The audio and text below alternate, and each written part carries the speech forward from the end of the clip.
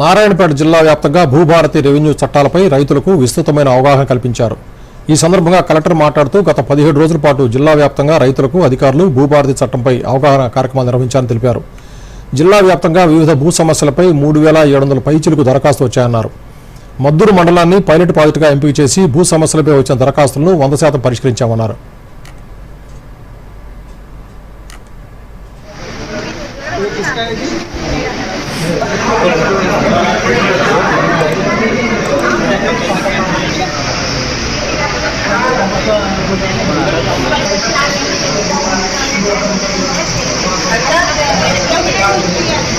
Municipality में वो document होने का था।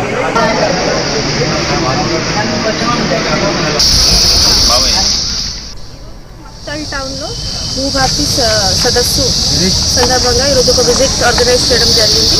ఈరోజు last day of Bhubharati revenue సదస్సు జూన్ 3 నుంచి జూన్ 20 మధ్యలో నారాయణపేట జిల్లాలో ప్రతి మండలం ప్రతి గ్రామంలో కూడా ఇలాంటి క్యాంప్స్ ఆర్గనైజ్ చేయడం జరిగింది. బక్తల్ మండలంలో